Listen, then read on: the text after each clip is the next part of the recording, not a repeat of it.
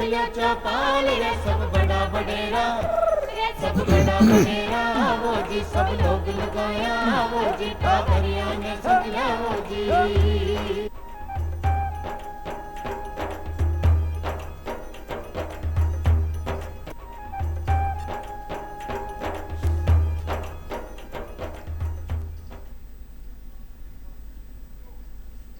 चौपाल देख बड़ा सबड़ा भाया और बहना ने राम राम सा।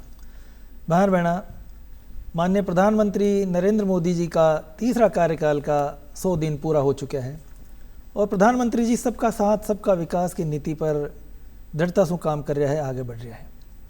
और प्रधानमंत्री जी की इच्छा है और आपण सबको एक संकल्प है कि 2047 तक भारत ने पूर्ण विकसित राष्ट्र की श्रेणी में आप खड़ो कर दिया। तो आपण सबको कर्तव्य है कि वहाँ की भावना को आदर करता हुआ आप जो भी आपको कर्म है, जो भी आपको काम है, वो मैं तत्परता से जुट जावा और देश ने आगे बढ़ावा को काम करा। और प्रधानमंत्री जी यान भी सोचे कि भाई जब तक एक एक मिनट राष्ट्र को, देश को स्वस्थ न होई तब तक वो जो सपनों है वो एक दूर की कोडी ही है। और ये बात ही कदे जो खेलो इंडिया का एक वो अभियान चला हुआ है, कदे वे योग दिवस की बात करे है, कदे वे स्वस्थ रहबा के ताणी खेलबा की बात करे है। और तमाम जो तरह का रोग है देश में वहाँ रोकथाम के ताणी तरह की योजनाएं भी चला हुआ है। अब बात अब टीबी की करें तो टीबी के ताणी भी एक बहुत महत्वपूर्ण योजना, ताकि जो एक आपनो संदेश है कि भाई हमारे गांव टीबी न पसारे पाँव, ये भावना के साथ एक अभियान चल रहा है, एक कार्यक्रम चल रहा है जी में पूरा डॉक्टर साहब लाग रहा है, सरकारी मशीनरी लाग रही है, आप सब गांव का सरपंच साहब, तमाम तरह का लोग, सरकारी मशीनरी लाग रही है। तो निक्षय मित्र योजना खई है, ख्यान आपनो गांव जो है टीबी मुक्त रह सके है, आपने खई करना चाहे और आपने कौन कौन सी बातों को ध्यान रखना चाहे, ये तमाम जानकारी लेर आज अपना कार्यक्रम में डॉक्टर पुरुषोत्तम जी सोनी साहब मौजूद हैं। राम राम साहब। डॉक्टर साहब नमस्कार सर। डॉक्टर साहब आपको बहुत बहुत स्वागत है कार्यक्रम में। और डॉक्टर साहब को मैं उल्लेख करा दूँ कि राज्य क्षय रोग अधिकारी है, जयपुर में विराजे। धन्यवाद। डॉक्टर साहब सबसे पहली तो टीबी जो पहली की बात होती है कि टीबी को शब्द ही एक सुनता ही आदमी डर जाया करता हो कि भाई अब टीबी होगी तो अब तो जानो ही पैड़ी या बैची ने बैची, अभी एक संशय हो ले। अब तो बात स्थिति को ने टीबी पर करीब करीब पूर्णतः नियंत्रण पा चुके हैं, लेकिन तो टीबी है कहीं और क्यों हो जाया करे? टीबी वायु जनित रोग है, एक कीटाणु से हुआ है रोग, और यह कोई हाथ लगावा से विषय नहीं हुआ है। और खांसना को जो टीबी का रोगी है वो खांसे जब उन हवा में उन कीटाणु फैल जावे, तो कीटाणु जो हवा में जो कीटाणु हुए विसे टीबी के रोग फैलिया करे। तो सबसे बड़ी सावधानी तो जो मरीज है टीबी का वाने रखनी है कि खांसते वक्त अपने मुंह पे कपड़ा लगा के रखे या हाथ लगा के रखे, खुले में नहीं खांसे, क्यों खांसने से हवा के अंदर कीटाणु फैलेंगे और दूसरे को टीबी होने की संभावना रहेगी। तो जो टीबी है की पहचान मतलब ख्यान करें, एक देखो थे आप मतलब खांसी की बात करी, भाई मरीज खांसे तो खांसी तो सामान्य खांसी भी होया करे, टीबी की ही खांसी है यान ख्यान पतो चाली? टीबी का मुख्य लक्षण है कि लगातार खांसी चालती रहे या भूख कम लागे, मरीज को वजन कम हो जावे, शाम का टाइम बुखार आ जावे, इस तरह का अगर कोई लक्षण है, या बलगम में खून आ जावे, बार बार खांसी आती रहे लगातार, तो ऐसे लक्षणों वाले मरीजों में टीबी होने की संभावना रहती है। और हम ऐसे लक्षणों वाले मरीजों को ये संदेश देना चाहते हैं कि वो नज़दीकी स्वास्थ्य केंद्र में जाके अपनी जांच कराएं, जिससे जल्दी से जल्दी पता लग सके कि उनको टीबी रोग है या नहीं है। मतलब टीबी था खेबा को मतलब जो मन समझ में आयो कि एक तरह से फेफड़ा की बीमारी है। फेफड़ा की बीमारी है जी, मुख्यतः यह फेफड़े की बीमारी है। 100 में से लगभग 80 मरीजों के फेफड़े की बीमारी होगा टीबी। बाकी के 20% के अंदर फेफड़ों के अलावा जो शरीर में अंग है, कि जैसे कि पेट की भी हो जाए, गले में गठाने हो जाए, महिलाओं के अंदर बच्चेदानी की भी हो जाए, रीढ़ की हड्डी की भी हो जाए, दिमाग की भी हो जाए, वो भी अलग अलग अंगों की टीबी, लेकिन उनकी प्रतिशत कम है। 80% रोगी फेफड़े की टीबी के ही होते हैं। मतलब ज़्यादातर तो ये कि जो टीबी को संक्रमण है वो फेफड़ा तक ही है जी। लेकिन भाई बहन यहाँ ना सोचे कि भाई फेफड़ा में कोई रोग न हुई हो तो अपना टीबी न हो सके, दूसरा अंग में भी को संभावना रहती है, रह संभावना सके। रहती है, हालांकि संभावना कम है लेकिन हो सके, हो सकती है बिल्कुल। ठीक। तो अब जो आप एक अभियान एक चाल रहे हो टीबी मुक्त ग्राम पंचायत, जी। तो वो अभियान कई है और क्या काम कर रहे है, कौन कौन लाभान्वित हो रहा है? जन भागीदारी और पंचायती राज सिस्टम की भागीदारी प्रधानमंत्री जी का एक सपना है। तो उसी सपने के तहत 2 वर्ष पूर्व 9 सितंबर 2022 को प्रधानमंत्री टीबी मुक्त भारत अभियान पूरे भारत के अंदर शुरू किया गया, जिसके तहत जितने भी गांव हैं, ग्राम पंचायत है, उनके अंदर पंचायती राज की भागीदारी से उनके गांवों के अंदर संभावित रोगियों की जांच करवाना और जो भी जितने रोगी है उनमें से कितने प्रतिशत पूरा इलाज ले चुके, इस तरह से पूरा आकलन एक कमेटी द्वारा किया जाता है। और अगर उस आकलन के अंदर वो गांव अच्छे नंबर, अच्छे अंक लाता है तो फिर उसको भारत सरकार द्वारा टीबी मुक्त ग्राम पंचायत घोषित किया जाता है। जैसे पिछले वर्ष के राजस्थान के आंकड़ों के अनुसार 586 ग्राम पंचायतों को हमने भारतवर्ष के निर्देशानुसार टीबी मुक्त घोषित किया है जी। और अभी जो 9 सितंबर को उस योजना के 2 वर्ष पूरे हुए, उसके बाद हम आगे की योजनाएं लागू कर रहे हैं। तो ये में जो बात है ग्राम पंचायत की बात कर रहे हैं आप, तो पंचायती राज विभाग और जनप्रतिनिधि यहाँ की कई भूमिका हुई करेंगे। पंचायती राज विभाग की हम उनसे बार बार ये अनुरोध करते हैं कि जब भी पंचायत के अंदर ग्राम सभा होती है, ग्राम सभा के बैठक के दौरान जो जनप्रतिनिधि है या ग्रामवासी उनकी उपस्थिति में उन सबको एक उनकी तरफ से संदेश जाए कि भाई ये संभावित टीबी रोग के लक्षण हो सकते हैं।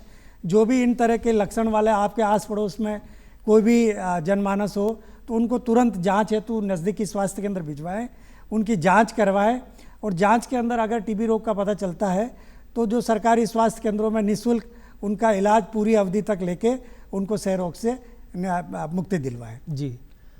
इनमें जनप्रतिनिधियों की भी एक भूमिका जो मन समझ में आ रही है कि भाई क्योंकि जनप्रतिनिधि अनेक तरह जनता के बीच में रहे हैं जी और अनेक लोगों से संपर्क भी को आवे है, उनमें खुन्न टीवी है आनंगे को ने। अब कोई मान लो उनके चपेट में जनप्रतिनिधि का आवा की संभावना शायद ज़्यादा रहती होली, क्योंकि संपर्क जो तो की बातों समझ में आ रही हो कि भाई वायु के द्वारा ही का जो है संक्रमण का जो कीटाणु वे फैले, तो जनप्रतिनिधि खासकर ध्यान रखना चाहिए कि भाई पहले तो वो बचे और अगर खुद चपेट में आ जाओ तो दूसरा न हो पाए, को खास ध्यान रखना चाहिए। हाँ, उसके लिए हम सभी जनप्रतिनिधियों को यही कहते हैं कि आपके मोहल्ले में, आपके अड़ोस पड़ोस में जब भी कहीं आपको कोई ऐसा खांसता या इस तरह के संभावित लक्षणों वाला मरीज दिखे तो उनके घर वालों को आप अपनी समझाइश करके या अपनी तरफ से उनको सहायता प्रदान करते हुए नज़दीकी अस्पताल में जल्दी से जल्दी ले जाए और उनको ये अपनी तरफ से संदेश देवें कि जो भी ऐसे संभावित लक्षणों वाले मरीज है वो अपने मुंह पे कपड़ा लगा के रखें और सावधानी रखें ताकि उनके परिवार में, मोहल्ले में कहीं किसी को भी संक्रमण नहीं फैले। एक तो डॉक्टर साहब यह भ्रांति दूर कर देनी चाहिए कि भाई टीबी है तो अब कोई इलाज पूर्णतः संभव है।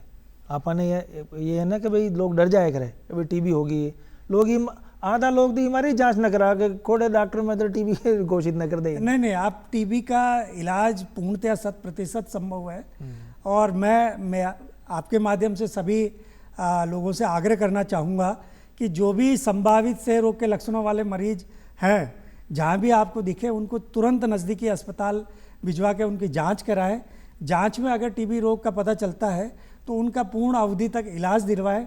अगर पूरा इलाज वो लेते हैं, सभी सावधानियां रखते हैं तो 100% आज की तारीख में उनका इलाज संभव है। जी डॉक्टर साहब, एक टीबी चैंपियन को शब्द अखबार में, दूरदर्शन, रेडियो पर बार बार सुनता रहे वहाँ। अब मतलब भाई चैंपियन तो खेल कोई चैंपियन थोड़े, मत एक टीबी चैंपियन एक नयो खई आ गयो। उसमें मैं आपसे निवेदन करना चाहूँगा कि कार्यक्रम के तहत हमने ये निर्णय लिया था पूरे भारतवर्ष के स्तर पे कि जो हमारे टीबी का इलाज लेने वाले लोग हैं वो पूरा इलाज लेके पूर्णतः ठीक हो जाते हैं। अच्छा, वो इस बीमारी के बारे में हमारे संदेश वाहक बहुत अच्छे बन सकते हैं, तो उनको हमने चिन्हित किया और उनकी सहभागिता समाज के लिए हमने चिन्हित की और उनको एक टीबी चैंपियन का दर्जा दिया और उनको ये हिदायत दी कि भाई आप अपने संदेश जो है कि आपको किस तरह से बीमारी हुई, किस तरह से पूर्ण इलाज लेने के बाद इस इलाज से आप उभर पाए और पूर्ण स्वस्थ हुए, क्योंकि आप इस बीमारी से निकले हुए हैं, तो आप अपना संदेश अपनी तरफ से सबको दें और सबको जागरूक करें और जानकारी के साथ समाज का भला करें।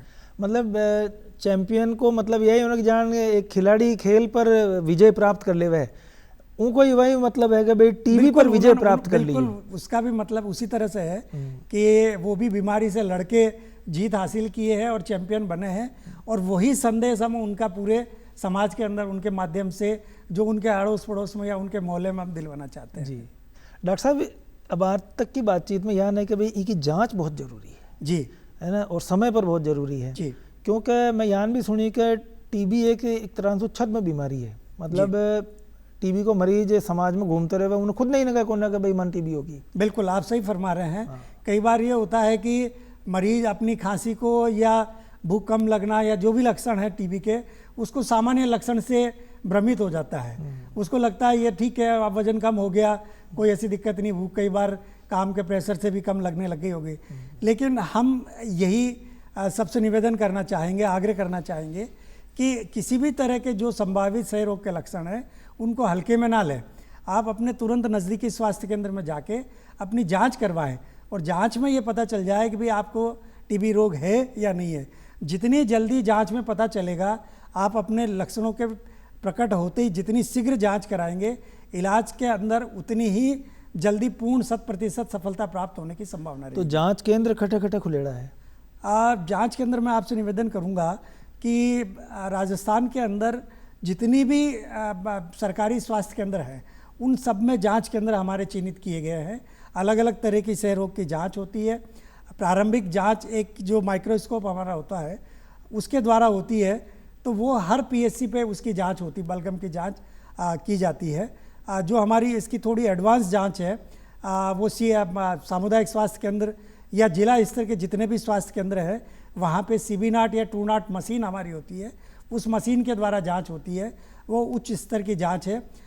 कई हमारे प्राइवेट हॉस्पिटल्स भी चिन्हित है जिनमें भी जांच की जाती है और वहाँ पे भी हमें पता लगाया जा सकता है कि क्षय रोग की बीमारी है या नहीं है। तो इनको शुल्क कतरो है? सरकारी स्वास्थ्य केंद्रों पे ये पूरी जांच निःशुल्क है और किसी भी जांच के लिए आप पधारेंगे तो उसके अंदर किसी भी तरह का कोई शुल्क नहीं लिया जाता है। ये बहुत अच्छी बात है जी। जो एक निक्षय मित्र योजना की बात आप करता रहे वहाँ, तो ये निक्षय मित्र खाइए। भारत सरकार ने एक योजना चलाई थी, निक्षय मित्र बनाओ। तो उसका मतलब ये था कि जो क्षय रोगी होते हैं वो पौष्टिक आहार की उनमें थोड़ी कमी रहती है, तो उनको पौष्टिक आहार, वैसे तो सरकार की निक्षय पोषण योजना के तहत मरीज को इलाज अवधि के दौरान 500 रुपये प्रति माह आर्थिक सहायता उनके खातों में जाती है सीधी, लेकिन समाज की भागीदारी निश्चित करने के लिए सरकार ने यह निर्णय किया कि समाज के जो लोग हैं या कोई भी सरकारी आदमी है वो अपनी तरफ से किसी को पोषण के, टीबी रोगी को पोषण देने के लिए सहायता प्रदान कर सकते हैं। तो वो उनके निक्षय मित्र बने, अपने आप को कार्यक्रम के अंदर पहले पंजीकृत करें निक्षय मित्र के तहत, फिर अपनी इच्छा जाहिर करें कि मैं मेरे उस एरिया के कितने मरीजों को अपनी तरफ से पौष्टिक आहार प्रतिमाह देना चाहता हूँ। तो वो उसकी इच्छा अनुसार वो कहता है मैं 2 मरीज को, 5 मरीज को या पूरी पीएचसी के 15 मरीज को, सबको अपनी तरफ से उसकी इलाज अवधि के दौरान पौष्टिक आहार देना चाहता हूँ। उसकी इच्छा अनुसार वो मरीज उसके निक्षय मित्र की आईडी से लिंक कर दिए जाते हैं और उनको ये निर्देश सूचित कर दिया जाता है कि आप एक निश्चित तारीख को प्रतिमाह इनको उनकी इलाज अवधि के दौरान पौष्टिक आहार उपलब्ध कराएं। जी, वो तो कतरा अवधि तक है वो निक्षय मित्र? निक्षय मित्र एक मरीज की जो इलाज चलता है 6 माह का, तब तक उसका निक्षय मित्र बनता है। उसके बाद में वो चाहे तो रिन्यूअल भी आगे दूसरे मरीजों के लिए अपने निक्षय मित्र की आईडी को करवा सकते हैं। तो जो निक्षय मित्र अभियान की गतिविधियां और इसके अलावा और कौन कौन सी गतिविधियां हैं? निक्षय मित्र की मुख्य रूप से तो पौष्टिक आहार देने की होती है। बाकी उसको समाज के अंदर जो भी संभावित रोगी होते हैं उनको जांच के लिए प्रेरित करना, पूर्ण इलाज पूर्ण अवधि तक लेना, उसके लिए निर्देश देना या उसको सुझाव देना। और अगर जो क्षय रोग के रोगी है वो इलाज अवधि के बाद में जब पूर्ण रूप से ठीक हो जाए तो समाज में किसी भी कौशल कार्य के लिए उनको सहायता प्रदान करना या सपोर्ट करना, वो भी एक निक्षय मित्र की हम भागीदारी मानते हैं। तो सरकार की एक सुविधा तो थी यान बताई कि भाई जो भी कोई टीबी को मरीज है उनकी जांच निशुल्क हो जाए कोई भी स्वास्थ्य केंद्र पर, सरकारी है तो। सरकारी इसके अलावा भी कुछ टीबी का रोगियाना कुछ सुविधाएं दी है सरकार की ओर से? हाँ, सरकार की निक्षय मित्र तो थे, बता दियो कि भाई एक समाज की वो भागीदारी समाज की है। सरकार की तरफ से मुख्य रूप से टीबी रोगी को दो तरह की सुविधाएं दी जाती है। पहली सुविधा तो जैसे ही वो पंजीकृत रोगी इलाज शुरू हो जाता है उसका, तो उसके खाते की डिटेल हम लोग ले लेते हैं कि भाई आपके बैंक खाते की पूर्ण जानकारी हमको दे दो, और उनके खाते में सीधा ही शुरुआत में 1500 रुपये 3 माह की अवधि के इलाज के उसके खाते में स्थानांतरित कर दिए जाते हैं। 500 रुपये महीना, 500 रुपये महीने के हिसाब से 3 महीने का एक साथ दे दिया जाता है। 3 महीने की इलाज अवधि जब पूर्ण कर लेता है तो उसके बाद में अगले 3 महीने के फिर उसको 1500 रुपये उसके खाते में स्थानांतरित कर दिए जाते हैं। और अगर किसी मरीज का 6 माह से अधिक अवधि तक इलाज चलता है तो आगे फिर 500 रुपये प्रति माह उसके खाते में स्थानांतरित किए जाते हैं। वो सीधे मरीज के बैंक खाते के अंदर किए जाते हैं। और डीबीटी एक स्कीम होती है सरकार की, डायरेक्ट बेनिफिट ट्रांसफ़र, उसके तहत किए जाते हैं, उसके खाते में दिए जाते हैं। उसके अलावा जो हमारे जनजातीय क्षेत्र आदिवासी एरियो के जो मरीज हैं, ट्राइबल एरिया के, उन से रोगियों को एक मुश्त 750 रुपये की आर्थिक सहायता उनके खातों के अंदर, कि मरीज को आने जाने की सुविधा के लिए जब इलाज शुरू होता है तब उनको दी जाती है। वो सिर्फ हमारे जनजातीय क्षेत्र के ट्राइबल मरीजों के लिए ही वो सुविधा उपलब्ध है। जी, तो ये जो 500 रुपये महीना है और 1500 रुपये 3 महीने का अपन देवा हाँ जी, तो दवा खरीदबा के तनी देवा हाँ या नहीं? दवा निःशुल्क मिलती है। दवा निःशुल्क है। ये मरीज को निक्षय पोषण योजना, मतलब वही उसको कि भाई वो अच्छा भोजन उस टाइम कर सके, प्रोटीन युक्त कर सके, उसके लिए दी जाती है। आहार के उस सुविधा के लिए दी जाती है। मतलब जांच भी निःशुल्क है सरकार की ओर से और दवा भी निःशुल्क है। दवा भी निःशुल्क है ना? केवल ये जो 500 रुपये महीने की जो सुविधा है, ये बात है कि भाई जो क्योंकि मरीज ने कमजोरी आ जाती होली तो उन्हें एक खुराक देवा कोई, बस वो मरीज को पौष्टिक आहार लेता रहेगा तो उसके इलाज के अंदर तुरंत उसकी रिकवरी के ठीक होने की संभावना अधिक हो जाएगी। जी, अच्छा। और जो चूँकि संक्रमण की बीमारी है जी, तो भाई मनुष्य सामाजिक प्राणी है, रही तो घर में ही, पंचायत में भी बैठी 6 महीने तक उन्हें कोई बाड़ा में तो बंद कर कौन सा काम है ना, तो समाज में भी उठी बैठी, काम भी कह रही, परिवार में भी रही, तो मरीज ने कई सावधानी रखनी चाहिए और उनका जो परिवारजन है, उनका जो आसपास जो मिनक रहे वह न कई सावधानी रखनी चाहिए। हम कोई भी जो चिन्हित टीबी का रोगी हो जाए उसको सबसे पहले यही समझाते हैं कि आप जब भी खांसी करें तो खुले में नहीं करें, मुंह पे कपड़ा या रुमाल कुछ भी लगा के रखें, मुंह ढक के रखें, और जिन मरीजों को बलगम आता है बलगम खुले में नहीं थूके। वो किसी ढक्कन वाली पानी की बोतल रख ले हुए उसके अंदर रखें और उसको फिर किसी ऐसी जगह पे प्रोवाइड करते हैं जो किसी के संपर्क में नहीं आए वो आपका बलगम, और खुले में तो बिल्कुल नहीं थूके। शुरुआती 2 से 4 सप्ताह तक जो भी क्षय रोगी होते हैं उनमें संक्रमण फैलाने की संभावना ज़्यादा रहती है, तो शुरुआती दिनों में हम विशेष सावधानी रखने का कहते हैं। उसके बाद में जब एक बार 1 महीना या उससे ज़्यादा अवधि का इलाज ले लेता है तो फिर उससे संक्रमण फैलने की संभावना कम हो जाती है। फिर मरीज़ को धीरे धीरे अपने काम पे लौटने की भी सुविधा हम लोग कहते हैं कि वो अपने काम पे भी लौट सकता है, लेकिन उसको पूर्णतः सावधानी रखने की हम सुझाव देते हैं कि वो किसी के भी डायरेक्ट ज़्यादा संपर्क में नहीं आए और खुले में खांसी नहीं करे। जी, तो और जो खुला में बलगम न थूके, खांसी नहीं करे, तो मिनक तो ध्यान रख ले। तो एक छोटा सा प्रश्न शायद हमारे दिमाग में आयो कि मतलब इंसान से जानवर में भी जा सके कि क्योंकि बिडाना डोर भी बटे बंदड़ा रहे उड़े थूक दियो तो ध्यान नहीं रही उन्हें, या अतरी अशान का केस तो कौन नहीं, वो उनमें अलग तरह की होती है, इसलिए उनमें मनुष्यों से उनमें फैलने की संभावना कम है। अच्छा, उपचार के दौरान कौन कौन सी बातों को मरीज ने ध्यान रखना चाहिए? मरीज को उपचार की अवधि के दौरान हम 2-3 चीज़ें ज़्यादा ध्यान रखने के लिए निर्देशित करते हैं। पहली तो ये कहते हैं कि जो अभी मैंने इतनी देर से आपको निवेदन किया कि खुले में खांसी नहीं करे, बलगम नहीं थूके। दूसरा उसको ये कहते हैं कि किसी भी तरह के अगर दवाई के साइड इफ़ेक्ट या उसके कारण कोई तकलीफ उसको हो जाए कि उल्टी आना, जी मचलाना या और कोई भी तरह की दिक्कत उसको होती है, तो तुरंत नज़दीकी स्वास्थ्य केंद्र में जाके वो अपनी जांच कराए, दवाई बंद नहीं करे। तीसरी चीज़, जो उसके घर के अंदर संपर्क में आने वाले लोग हैं, चाहे बड़े हैं छोटे हैं, उनको अगर किसी भी तरह के क्षय रोग के लक्षण उसको दिखते हैं टीबी के, तो उनकी तुरंत वो जांच करवाएं। जांच करवा के अगर बीमारी आती है तो उसका इलाज कराएं, और बीमारी नहीं आती है तो बचाव के लिए कुछ दवायाँ सरकारी स्वास्थ्य केंद्र से उनको दी जाती है बिना बीमारी के भी, उनका नियमित रूप से सेवन करने हेतु हम सुझाव देते हैं। जी, तो उपचार के दौरान ये बातें ध्यान रखनी है। जी, ये मैं कहीं बार से बात करें ना, 6-6 महीना तक उपचार चले मरीज जी, को, जी, तो दवाइयाँ गोलियाँ लेते भी आदमी परेशान हो जाया करेगा, भाई रोजाना की एक गोली जो भी जो उनको सुबह शाम लेनी है, 3 बार लेनी, मन तो नंगा कोने। लेकिन मान लो मरीज 3 महीना तक इलाज ले लियो जी, या 4 महीने ले लियो, फिर उन्हें लगा कि भाई अब ठीक है, मन तो कोई खांसी वांसी को मैं स्वस्थ हूँ, और वो इलाज छोड़ दियो बीच में, जी, तो उनका कहीं दुष्प्रभाव हो सके। नहीं, हम इसीलिए समाज के अंदर निक्षय मित्र बनाते हैं, टीबी चैंपियन का भी लेते हैं, सामाजिक जनप्रतिनिधियों का भी सहयोग लेते हैं कि वो बार बार मरीजों को ये सुझाव देते रहे कि पूर्ण अवधि तक इलाज लें, बीच में छोड़े नहीं।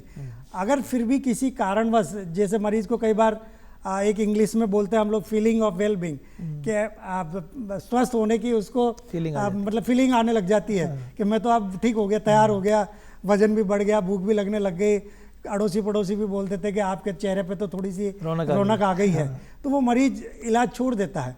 तो हम ये उनको सुझाव देते हैं कि इलाज पूर्ण अवधि तक लेना जरूरी है, और स्वास्थ्य कर्मी तो उसको इलाज अवधि के दौरान 2 या 3 महीने बाद ये भी निर्देशित करते हैं कि आपको अच्छा महसूस होने लग जाए तब भी पूर्ण अवधि तक इलाज लेना है।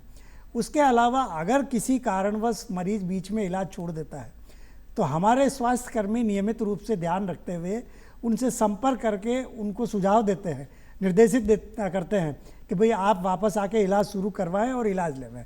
1 महीने से कम अवधि का अगर इलाज छोड़ा हुआ है तो जहाँ पे छोड़ा हुआ है वहीं से इलाज वापस शुरू हो जाता है। अगर 1 महीने से ज़्यादा किसी ने इलाज छोड़ दिया है तो फिर उसकी वापस हम जांच करवाते हैं, और जांच में बीमारी की क्या स्थिति है उस अनुसार फिर वापस नए सिरे से इलाज भी कई बार शुरू करना पड़ता है। इसलिए मेरा अनुरोध सबसे ये निवेदन यही रहेगा कि जिस किसी को भी टीबी की रोग का पता चल जाता है तो वो अपने स्वास्थ्य कर्मी के निर्देशानुसार जितना आपको निर्देशित किया जाता है पूर्ण अवधि का, उतना इलाज नियमित अवधि से लेवें। और जब तक स्वास्थ्य कर्मी आपको ये नहीं बताए कि बहन जी या भाई साहब आपका पूरा इलाज हो गया है, आपकी जांच हो गई है और अब आप पूर्ण रूप से ठीक है, तब तक इलाज बंद नहीं करें। उसके आगे मैं एक और निवेदन करना चाहूँगा कि हमारे कार्यक्रम के अंदर इलाज पूर्ण होने के बाद भी 2 साल तक 6-6 महीने से हम फॉलोअप विजिट करवाते हैं। मतलब 6-6 महीने बाद उनकी एक बार देखभाल के लिए जरूर उनसे विचार विमर्श या जांच की जाती है कि भाई मरीज ठीक है कि नहीं, वापस तो उसको कोई बीमारी नहीं हुआ।